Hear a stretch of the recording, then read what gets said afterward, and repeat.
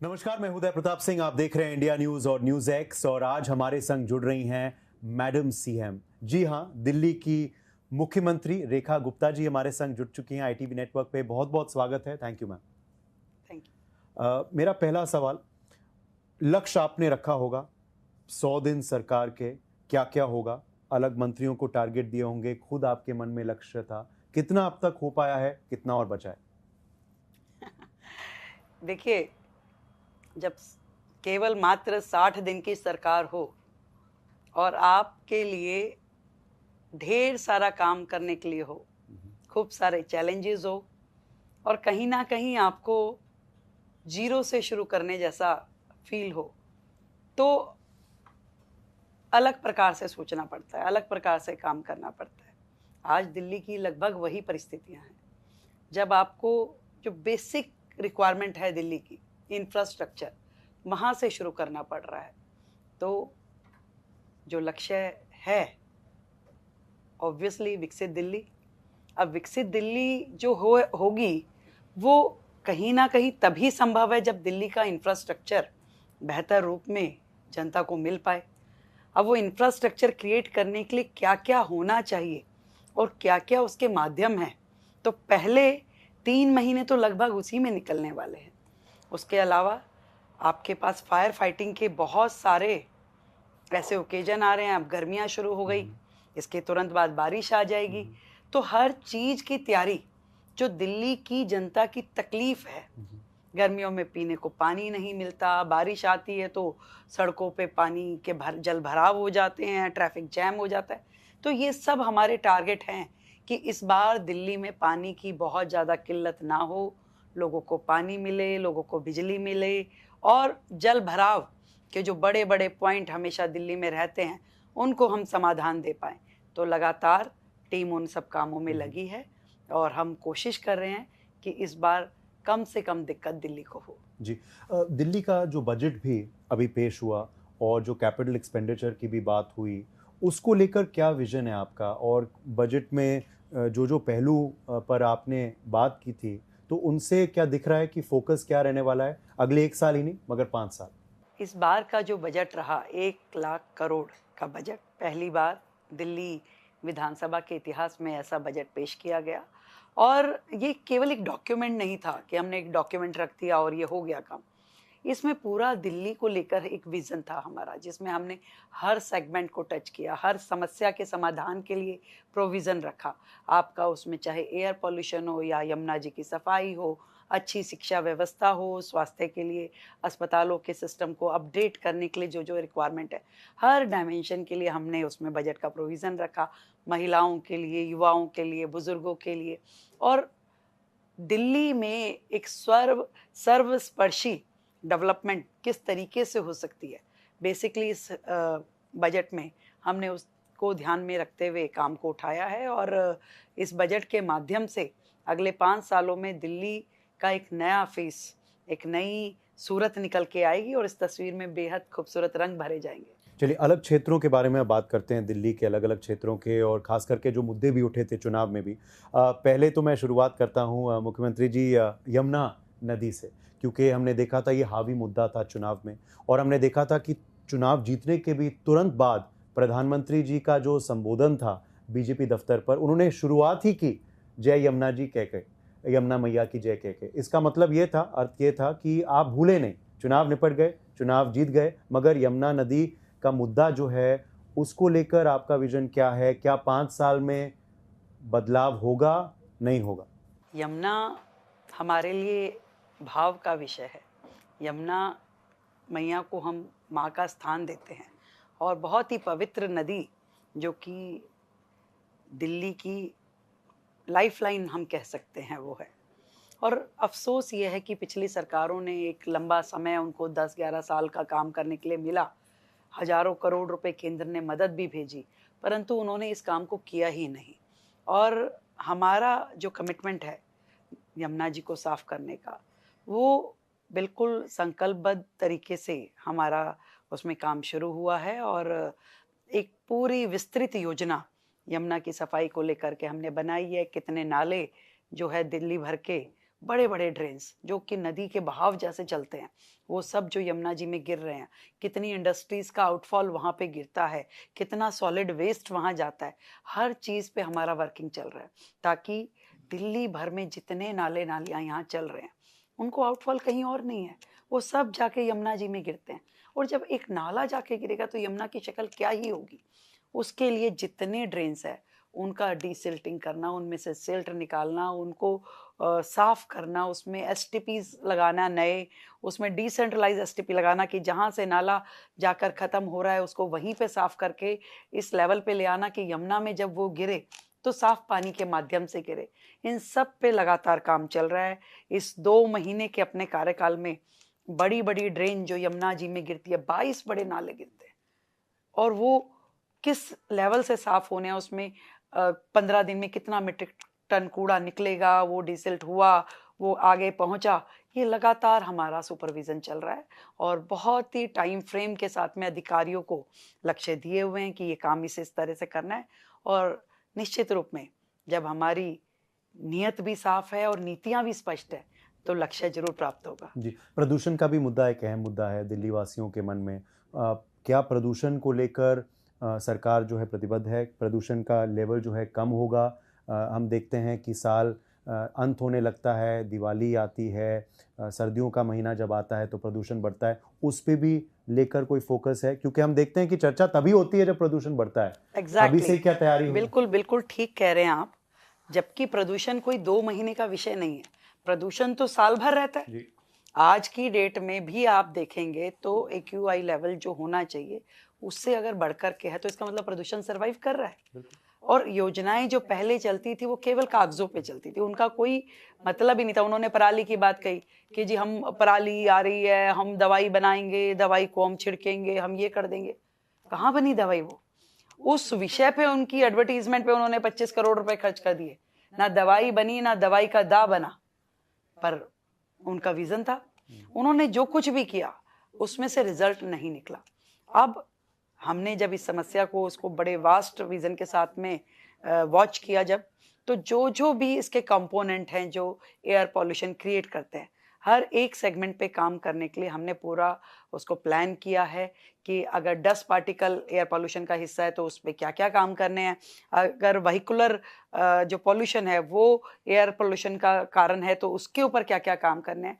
और इसी दिशा में बहुत जल्द हमने कहते हैं ना क्रमबद्ध तरीके से दिल्ली को पब्लिक ट्रांसपोर्टेशन में पूरी तरीके से इलेक्ट्रिक व्हीकल पे लेके जाना, ये हमारा टारगेट है। और इसकी पहली जो कड़ी है वो 330 बसें हम लोग 22 तारीख को जब अर्थ डे पूरा विश्व मनाएगा उस दिन दिल्ली में लॉन्च करने वाले हैं, जिसका एक बहुत सुंदर नाम देवी, दिल्ली EV इंटरकनेक्टर, ऐसे देवी बस दिल्ली को मिलने वाली है और बहुत ही अंदर उसका लाभ जनता को मिल पाएगा। और धीरे धीरे करके हमने बड़ा प्लानिंग के साथ में दिल्ली में एक समय पर आकर के सभी बस इलेक्ट्रिक हो जाए उसकी व्यवस्थाएं कर रहे हैं। तो ये तो बहुत काफ़ी बूस्ट होगा पब्लिक ट्रांसपोर्ट के लिए भी मैम। मैं अब जल के मुद्दे पे आता हूँ, जल भराव और जल दोनों पर। जल भराव की समस्या आती है मॉनसून्स में, अगेन जब आती है तब बात होती है, क्या तैयारी हो रही है इस बार मैम? दूसरी बात, जल की जो समस्या है दिल्ली में, जल बोर्ड को लेकर टैंकर माफिया की भी बहुत आलोचना हो चुकी है आपके ही द्वारा पहले जब आम आदमी पार्टी की सरकार थी। तो जल और जल भराव पे क्या कुछ होने जा रहा है? बिल्कुल एक की प्रॉब्लम है ये दिल्ली की। और टैंकर माफिया की बात आपने कही, बिल्कुल ये हमने नोटिस किया और हमारे संज्ञान में भी था। तो आते ही दिल्ली में जहाँ जहाँ पे भी टैंकर जनता के बीच में जरूरत होती है वहाँ भेजे जाते हैं, परंतु कितनी बार गए, कितना पानी लेके गए, कोई उसका हिसाब किताब नहीं रहता था, जिसके कारण से टैंकर माफिया बड़ा एक्टिवेटेड था। भ्रष्टाचार का एक बहुत बड़ा गड्ढा वहाँ पे था।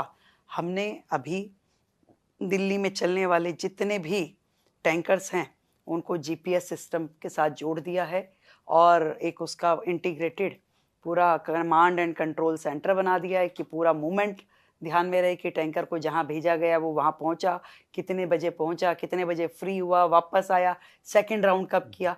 तो पूरा दिल्ली में अभी हम तुरंत कल लॉन्च करेंगे, 20 तारीख को लॉन्च करेंगे 1111 टैंकर्स विद उस पे दिल्ली सरकार का ब्रांडिंग, ताकि ये पता चल जाए कहीं भी खड़ा होगा कि ये दिल्ली सरकार का टैंकर है, ऑन ड्यूटी टैंकर है। कोई भी व्यक्ति उसको ऑब्जर्व कर सकता है, उसका लोकेशन ले सकता है, सभी को जीपीएस के साथ जोड़ करके उसमें पानी का पूरा जो फ्लो मीटर के साथ में उसका डिस्पैच किया जाएगा, जनता के बीच में जाएंगे और जनता उसकी पूरी अकाउंटेबिलिटी देख सकेगी। तो ये तो थी हमारी वाटर टैंकर्स को लेकर के। आपने कहा जल भराव, जल भराव निश्चित रूप में दिल्ली में बारिश आते ही दिल्ली के लोगों को एक टेंशन क्रिएट हो जाता है। मतलब उनको वो बारिश आने की खुशी वो फील ही नहीं कर पाते कि बारिश आ रही है, आनंद आएगा। वो लगता है अरे बाप रे बारिश आ गई, यानी कि सड़कों पे जाम होगा, ट्रैफिक के हर्डल्स हो जाएंगी, पानी भर जाएगा। और अब ये सालों से हम देख रहे हैं, पर इस बार हमारी कोशिश है, जब हमें मौका दिल्ली ने दिया है तो इस समस्या को हम कम कर पाएँ, इसका समाधान दे पाएँ। तो जो भी वाटर लॉगिंग के पॉइंट है उनको हमने आइडेंटिफाई किया, उस पर काम करना शुरू किया। मतलब मैं खुद, हमारे मंत्री, हमारे विधायक, सब लोग एक एक पॉइंट पे जाकर के खड़े हो रहे हैं और उस पॉइंट का क्या समाधान है, पानी की निकासी कैसे होगी, पानी आता है कहाँ से आता है, कैसे उसको डिस्पोज किया जाए, हर एक पॉइंट पे वर्किंग चल रही है। और मुझे लगता है कि इस बार दिल्ली वाले बारिश को एंजॉय कर पाएंगे। सड़क का आपने जिक्र किया, सड़कों पे जल भराव कैसे ख़त्म किया जाए ये तो आपने बताया हमें, मगर सड़कों का हाल जो है वो सुधारने के लिए भी क्या कुछ किया जा रहा है? Infrastructure is very important for the capital of a country. Infrastructure push क्या होगा दिल्ली में? नए सड़कों का निर्माण होगा, सुधार होगा क्या मैम? देखिए इस बार के, क्योंकि सरकार का ये पहला साल है, पहला बजट हुआ और मेरा पूरा का पूरा ध्यान इंफ्रास्ट्रक्चर पे ही रहा, क्योंकि किसी भी सिटी का इंफ्रास्ट्रक्चर जब तक मजबूत नहीं होगा आप बाकी की चीज़ें अचीव ही नहीं कर सकते। आप कैसे एक डेवलपमेंट की बात सोच सकते हैं? और इंफ्रास्ट्रक्चर के नाते, चाहे वो सड़क हो, चाहे वो फ्लाईओवर हो, आपके ड्रेन्स हो, फुटपाथ हो, ये एक सेगमेंट है।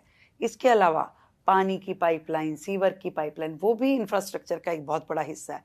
शिक्षा के उसमें जाएं तो स्कूलों के अच्छे कमरे, अच्छी दीवारें, अच्छा लाइट का व्यवस्था, अस्पताल हो तो वहाँ पे अच्छी व्यवस्था के साथ में अस्पताल, जिसके टॉयलेट अच्छे हों, जिसके ऑपरेशन थिएटर अच्छे हों, जिसकी सिटिंग एरिया अच्छे हों, पेशेंट रूम अच्छे हों, ये सारा इंफ्रास्ट्रक्चर है और दिल्ली को इसकी आवश्यकता है।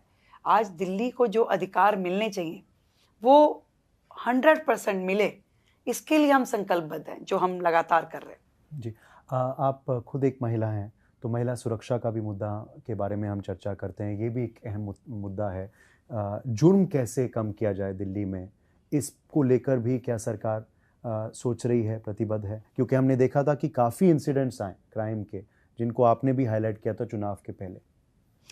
देखिए दिल्ली या देश का कोई भी हिस्सा, सुरक्षा सभी दिल्ली वासियों के लिए बहुत ज़रूरी है और विशेष रूप से महिलाओं के लिए तो और भी अधिक ज़रूरी है जी। तो लगातार सुरक्षा की दृष्टि से दिल्ली को बेहतर बनाने के लिए हमारी पूरी योजना आपको बजट में भी दिखाई देगी, हमारी वर्किंग में भी दिखाई देगी। पुलिस के साथ कोऑर्डिनेशन, महिला पीसीआर बढ़ाने की बातचीत जो हमने करी, वन स्टॉप सेंटर जहाँ पे किसी मुसीबत के समय में महिला अप्रोच कर सके, वहाँ जाकर के मदद ले सके, उनको कैसे बेहतर बनाना है, इसको हमने ध्यान किया है।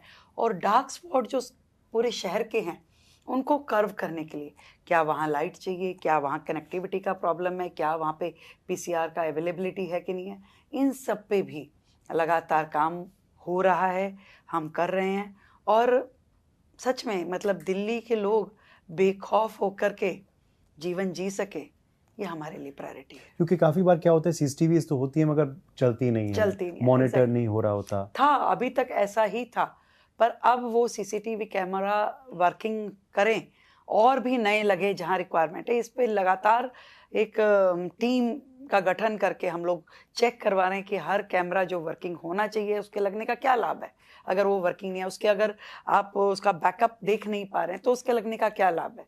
तो हर चीज़ को बड़ा माइक्रो मैनेजमेंट के साथ में डील किया जा रहा है और मतलब बहुत ही अकाउंटेबिलिटी तय करके चीज़ें हो रही है। गैर कानूनी लोग भी जो आ रहे हैं दिल्ली में, चाहे वो रोहिंग्या हो, चाहे वो जो हो, उन पे भी निगरानी होगी, उनको भी क्या लिस्ट बनाई जाएगी वगैरह? देखो सरकार बहुत सख्त है, ये इलीगल जो शहर में लोग आते हैं और आप देख रहे हो लगातार पिछले 2-3 महीने में आपने देखा होगा कि कैसे इस तरह के लोग जो उनकी मदद करते हैं उनको भी धरपकड़ चालू है, और जो लोग इलीगली सिटी में एंटर करके वहाँ रह रहे हैं और रिसोर्सेज पे कब्जा कर रहे हैं, उन पे भी सरकार बहुत सख्ती से कदम उठा रही है। क्योंकि हम देखते हैं कि जब भी ऐसा मुद्दा उठता है तो राजनीति भी हो जाती है। क्या आपको लगता है कि कोई राजनीति नहीं, दिल्ली के रिसोर्सेज पे दिल्ली के लोगों का अधिकार है, और इलीगल कोई भी आकर के यहाँ पर काम करना चाहेगा तो उसमें दिक्कत रहेगी। जी, शिक्षा के बारे में भी बात कर लेते हैं। शिक्षा का जो सिस्टम था, इस पे आम आदमी पार्टी बहुत गर्व महसूस करती थी, कहती थी कि हमने ही शिक्षा का जो सिस्टम है दिल्ली में पूरी तरह से बदल दिया है। क्या आपको लगता है ये सही है या गलत है? शिक्षा के क्षेत्र को लेकर मेरे लगने की बात नहीं है। दिल्ली की जनता को क्या लगता है? क्या दिल्ली की जनता का यही सपना था कि इस तरह का सिस्टम उन्हें मिले, जहाँ पे उनके बच्चे जब स्कूल में जाते हैं और 9वीं क्लास में बेचारा बच्चा फेल हो जाए तो स्कूल अपनी जिम्मेवारी बिल्कुल खत्म कर दे और लाखों बच्चों को 9th क्लास के फेल करके उनको स्कूल से निकाल दिया जाता है। 11th में बच्चा फेल हो जाए तो उसको निकाल दिया जाता है। क्यों? क्योंकि स्कूल का 100% रिजल्ट आना चाहिए। तो आ ही जाएगा ना, जब फेलियर बच्चों को आप निकाल देंगे, कमजोर बच्चों को छोड़ देंगे, उनको अधर में छोड़ देंगे कि जाइए आप जा करके कुछ भी कीजिए, क्राइम कीजिए, घर पे खाली बैठिए, माँ बाप को तकलीफ दीजिए। तो ये एजुकेशन सिस्टम था पिछली सरकारों का। अरे भाई, एक बच्चा यदि कमज़ोर है तो उसकी पढ़ाई पे ध्यान दीजिए, उसको मौका दीजिए।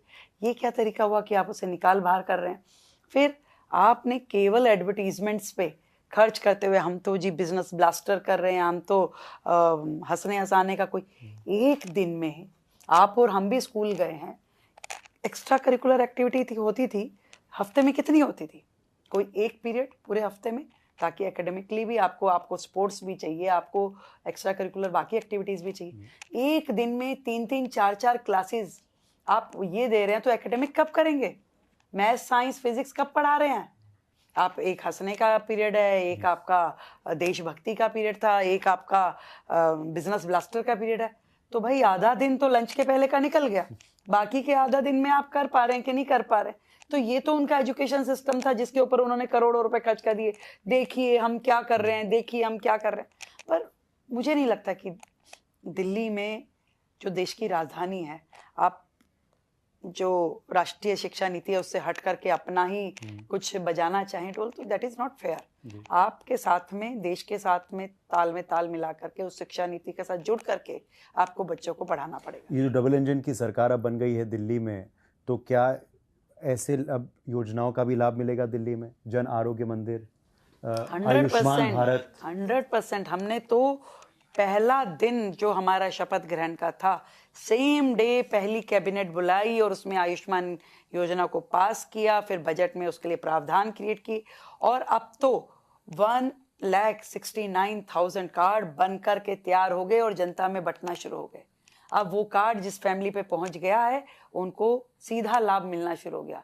वो आज ही जाए और किसी अस्पताल में अगर जरूरत है अपना इलाज कराने में संभव है।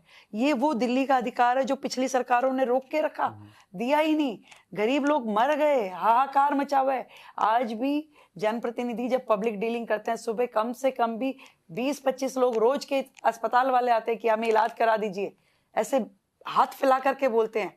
जो उनका अधिकार है वो आज संभव हो पाया जब भारतीय जनता पार्टी की सरकार दिल्ली में आकर के राज कर रही है, जब केंद्र की वो योजना दिल्ली में लागू हो पाई। पहले बजट सेशन में हमने ये भी देखा, पहले सेशन में राधा ये देखा हमने मैम कि सीएजी रिपोर्ट्स कुछ टेबल हुए थे।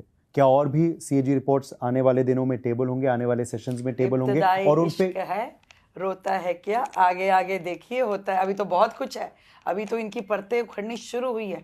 हम तो रोज काम करते हैं, रोज देखते एक नया इश्यू आ जाता है, अरे भाई ये भी करके गए हैं। अभी तो न जाने कितनी सीएजी बननी बाकी। टेबल तो हुए हैं, मगर क्या जांच भी होगी, क्या कार्रवाई भी होगी? जो टेबल हुई है रिपोर्ट्स, वो पीएससी के पास जा गई है, उसके ऊपर आगे की कार्रवाई, जो कानूनी कार्रवाई होनी है वो होगी। अब आप विपक्ष किसको मानती हैं दिल्ली में? क्या आम आदमी पार्टी को या फिर कांग्रेस पार्टी को? मुख्य विपक्ष कौन है? कांग्रेस तो दिल्ली में एक भी विधायक भी नहीं है, तो कम से कम जो है उसी को मान लेते हैं विपक्ष है, और वो पूरा काम कर रहे हैं अपने, उनको पूरा विपक्ष का बहुत अच्छा काम कर रहे हैं। वो 24 घंटे ऐसे सर्वेलेंस लगा के रखते हैं कि भाई आज ये राइट को गए हैं, आज ये लेफ्ट को गए हैं, आज गाड़ी यहाँ रुकी थी, तो वो काम कर रहे हैं। ठीक है, बहुत बढ़िया। भविष्य क्या होगा आम आदमी पार्टी का? अभी पंजाब में तो सरकार खैर है उनकी वर्तमान में, एक समय में अपना नेशनल फुटप्रिंट बढ़ाने की कोशिश कर रहे थे। भविष्य क्या देखती हैं आप? अब बचाने की कोशिश कर रहे हैं कि भाई क्या और बचा लें, अभी तो लुट गया सब कुछ उनको, मतलब जमानत जब्त जैसे जहाँ जहाँ उन्होंने चुनाव लड़ा उनकी स्थिति रही है। और दिल्ली में भी जिस तरीके से पहले उनको मैंडेट मिला था 63 सीटों का, और उसके बाद में फिर तो अब बड़ी मुश्किल से भागते भागते उनको जितनी सीटें मिल पाई है। तो मैं तो कई बार विपक्ष के अपने साथियों को कहती हूँ कि भाई जनता ने तुम्हें एक मौका और दिया है, तो अब तो सेंसिबली अपने क्षेत्र के विकास के लिए काम करो, अब तो इन चीज़ों में मत पड़ो। अब आपको बजट दे रहे हैं, अब आप दिल्ली की जनता का काम कीजिए जिस चीज़ के लिए आपको चुना गया, और नहीं तो अगली बार ये भी नहीं रहेगा। दावा किया गया था कि दिल्ली को पेरिस बनाएंगे हम, क्या आप दिल्ली को पेरिस बनाएंगे? मैं दिल्ली को दिल्ली बनाना चाहती हूँ, ना लंदन ना पेरिस। दिल्ली के अपना एक ऐतिहासिक गौरव है, दिल्ली देश की राजधानी है, इंद्रप्रस्थ जिसका नाम हुआ करता था। तो दिल्ली दिल्ली बने और पूरा देश में उसका जो इतिहास गौरव है वो फिर से समृद्ध हो और लोग उसमें रहना चाहें, दिल्ली वालों का दिल खुश रहे, ये मैं चाहती हूँ। जी, दिल्ली में तो आप मानती नहीं हैं उनको, विपक्ष क्योंकि एक भी विधायक नहीं है, मगर राष्ट्रीय स्तर पे तो विपक्ष, मुख्य विपक्षी पार्टी कांग्रेस पार्टी है। हम देख रहे हैं काफ़ी बड़ी दिक्कत जो है कांग्रेस पार्टी के लिए आ गई है। ये जो नेशनल हेराल्ड का मामला है, इसमें गांधी फैमिली जो है वो अक्यूज़ बन गई है। हमने देखा है रॉबर्ट वाड्रा की भी अभी पूछताछ हो रही है। कांग्रेस पार्टी का कहना है कि भाजपा डर गई है, भाजपा डर गई है कि अधिवेशन हमने गुजरात में किया, गुजरात हारने वाले हैं, इस वजह से कार्रवाई हो रही है गांधीयों पर। ये केसेस आज के चल रहे हैं क्या? मतलब कार्रवाई हो रही है, कार्रवाई तो होनी है, वो तो बेल पे ही चल रहे हैं, कब से चल रहे हैं बेल पे।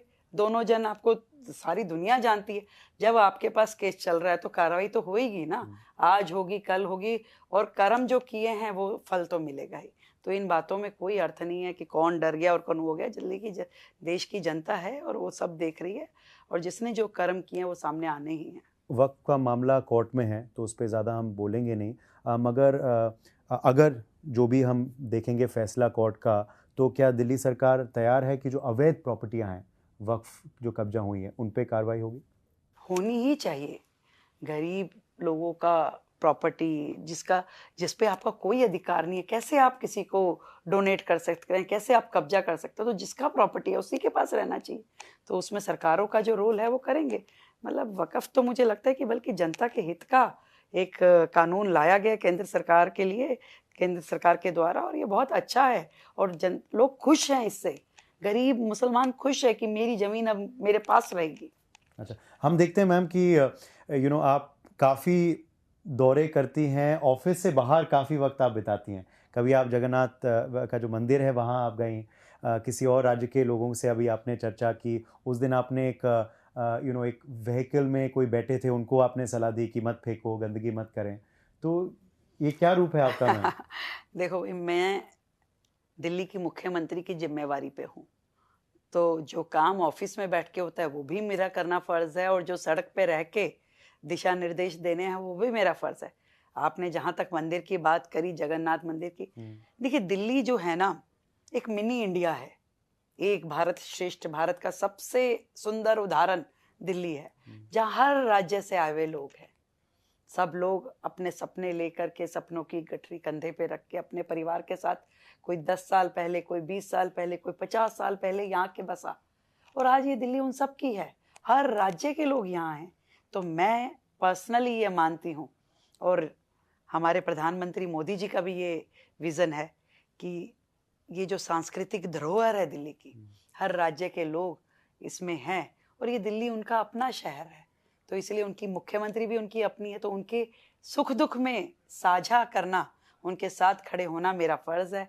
तो उड़ीसा दिवस था तो मैं जगन्नाथ जी मंदिर भी गई, और बंगाल दिवस था तो बंगाल दिवस तो अभी आएगा, उससे पहले राजस्थान दिवस था तो राजस्थान के दिवस के उपलक्ष्य में भी हमने आयोजन किया और लोगों की खुशियों में हम शामिल हुए।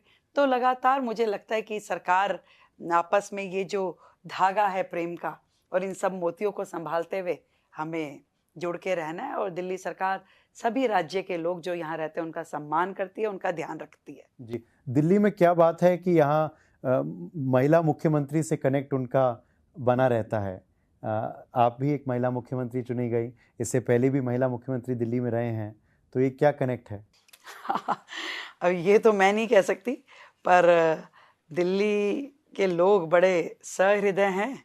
उनको लगता है कि वो मौका देते हैं काम करने का, और मौका मिलता है तो उसे पूरा करना चाहिए। और अच्छा है, ये देश की सभी महिलाओं के लिए सम्मान की बात है कि दिल्ली की मुख्यमंत्री एक महिला का होना। जी बिल्कुल। कुछ आखिरी सवाल आपसे कर लेंगे फटाफट स्टाइल। तो क्योंकि पहली बार हम ये विस्तार में इंटरव्यू कर रहे हैं आपके संग, आपके सीएम बनने के बाद, तो कुछ और सवाल आपसे पूछेंगे ताकि लोग भी उनके सीएम को जाने, मैडम सीएम को जाने। तो फ्री टाइम में आप क्या करना पसंद करते हैं? मूवी देखना। कोई फेवरेट मूवी आपकी? 3 इडियट। अच्छा। अभी मैंने केसरी देखी, बहुत अच्छी मूवी है, थोड़ी देख पाई, अब तो बहुत समय हो गया मूवी देखे हुए। हाँ, यस, वेरी नाइस मूवी। ऐसे अच्छी अच्छी मूवीज हैं बहुत सारी। कोई फेवरेट एक्टर? बड़ा क्वेश्चन अच्छा है, बहुत सारे हैं, कौन सा बताऊं? हाँ, कोई एक आता है जो एक्टर एक्ट्रेस आपके पुराने ज़मानों का या आपका? राजेश खन्ना अच्छा है, अमिताभ बच्चन अच्छे हैं। जी। म्यूजिक भी पसंद है? Yes, of course. Okay. Favourite cuisine क्या है? अगर आपको फेवरेट डिश कोई परोसी जाए तो क्या? राजमा चावल।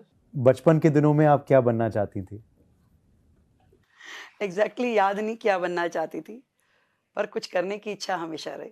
और कोई ऐसे नेता जिनसे आप प्रेरणा लेती हैं या ली हैं? देखिए, मोदी जी से बढ़कर के तो कोई प्रेरणा हो ही नहीं सकती। एक ऐसे संत जिन्होंने अपना पूरा जीवन देश की सेवा में जो लगाया है, उनकी वर्किंग, उनका स्टाइल, उनका विज़न, हर चीज़ जो है वो प्रेरणा देने वाला है। तो ही इज़ आइडियल।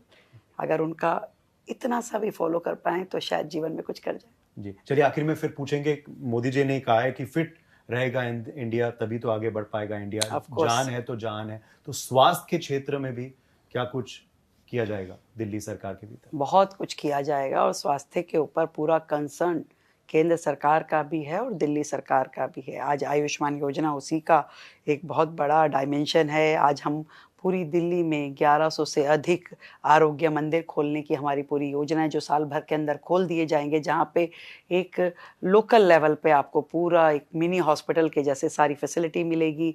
आज 70 साल से ऊपर के बुजुर्गों को हम आयुष्मान के साथ जोड़ रहे हैं, उनका पूरा 5 लाख रुपए तक का इलाज अब सरकार स्वयं कराने वाली है। इसी तरीके से अच्छे बेहतर हॉस्पिटल, उनमें अपडेटेड टेक्नोलॉजी, और जितने पुराने पेंडिंग इनके प्रोजेक्ट रहे हैं, अस्पताल जो आधे अधूरे छोड़ करके सरकारें चली गई हैं, उनको पूरा करके बिल्कुल इसको मेन स्ट्रीम में करके पूरा हॉस्पिटल्स का बेडिंग बढ़े, यहाँ पे हर व्यक्ति को एक सुलभ इलाज मिले, ये हमारी तमन्ना है। चलिए, उम्मीद करते हैं कि सरकार की भी स्वास्थ्य बनी रहे और आपकी भी मैम, ताकि आप खूब सेवा कर पाएं दिल्ली वासियों के लिए। बहुत अच्छा मैंडेट मिला आपको, बहुत बड़ा मैंडेट मिला, तो उम्मीद करते हैं कि आप उस मैंडेट पे खड़ी उतरेंगी। बहुत बहुत शुक्रिया हमारे संग जुड़ने के लिए, and we wish you all the best for your tenure. Thank you so much. नमस्कार।